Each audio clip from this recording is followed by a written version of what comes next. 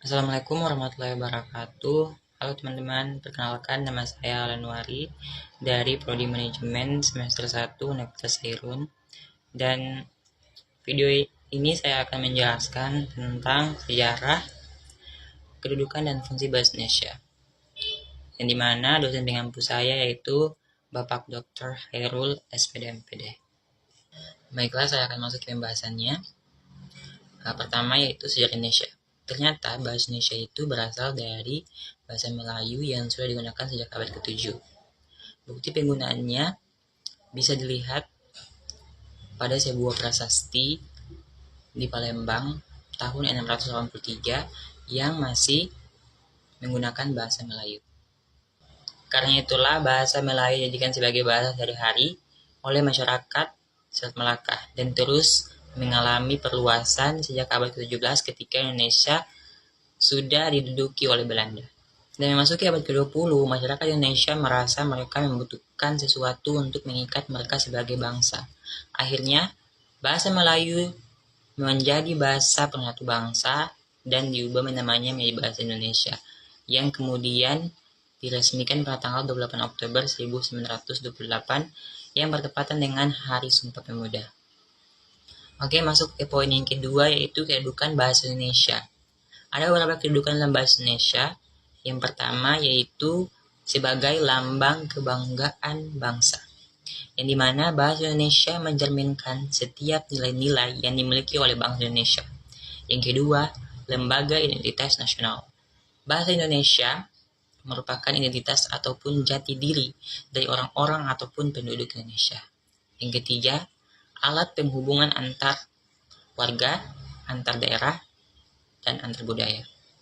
Yang dimana bahasa Indonesia menghindarkan segala aktivitas yang dapat menimbulkan kesalahpahaman di tengah masyarakat yang majemuk.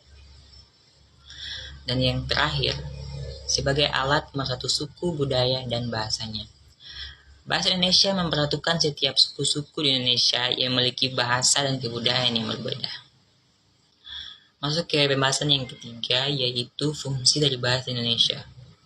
Ada beberapa fungsi dari bahasa Indonesia. Yang pertama yaitu sebagai alat komunikasi. Sebagai makhluk sosial, manusia membutuhkan bahasa untuk berkomunikasi.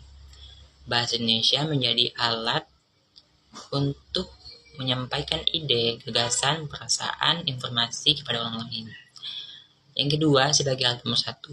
Bahasa Indonesia berfungsi sebagai pemersatu berbagai suku bangsa yang memiliki latar belakang sosial, budaya, dan bahasa yang berbeda-beda. Yang ketiga, sebagai lambang identitas nasional. Bahasa Indonesia menjadi identitas bangsa Indonesia dan membedakan dari bangsa lain yang terlihat ketika masyarakat Indonesia menggunakannya di lingkungan internasional. Yang keempat, sebagai lambang kebanggaan nasional. Penggunaan bahasa Indonesia menunjukkan rasa bangga, penghargaan terhadap budaya dan identitas bangsa. Yang kelima, itu sebagai alat untuk mengekspresikan diri. Melalui bahasa, seorang dapat mengungkapkan segala sesuatu yang ada dalam pikiran dalam hati.